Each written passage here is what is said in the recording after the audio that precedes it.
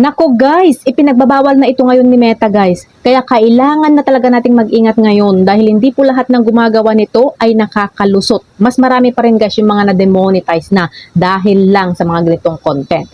Tandaan ninyo palagi guys na mas mahigpit na ngayon yung policy ni Meta kaysa noon. May mga nakikita pa rin ako guys na gumagawa nito, kaya kung gawain mo ito, itigil mo na bago pa makita ni Meta. Ito ay yung mga content na nagpapabakas o di kaya yung mga nagpapalapag ng mga GCash number kapalit ng engagement, yung i-share mo ang video ko, i-follow mo itong account ko, itag mo yung mga friends mo or mag 1K invite ka kapalit ng pera na ipapasa sa GCash o di kaya sa pagbibigay ng star. At yung iba naman is nagpapalapag ng mga Facebook account para mabalikan ko no. O ilapag mo na yung account mo dyan para mabalikan kita. Or baka naman ikaw na yung susunod na makatanggap ng UFO dragon or lumilipad na sapatos, sana all.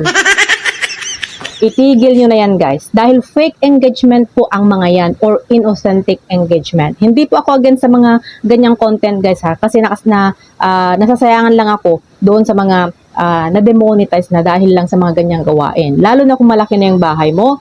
Diyos ko sayang guys. Dahil nga ang tinitingnan na ngayon ni Meta is yung mga mahigpit na talaga siya doon sa mga inauthentic engagement. Marami na po ang na-demonetize dahil sa inauthentic engagement. Mga malalaking content creator na yung iba. Kaya iwasan na po natin ang mga ganyan guys, ang mga ganyang gawain. Gumawa na lang kayo guys ng mga valuable content para safe ang inyong mga account. Napakahirap po rin guys ang content monetization tools. Ilang buwan or ilang taon mo yan pinaghirapan bago ka ma-monetize. Tapos sa isang iglap lang, ma-demonetize ka, mawawala ang lahat-lahat ng pinaghirapan mo. Kaya kung monetize na po tayo, ingatan po natin ang ating content monetization tools. Kasi mahirap po yan guys. Marami po tayong napagdaanan bago natin nakuha yan. Kaya pakaingatan po natin.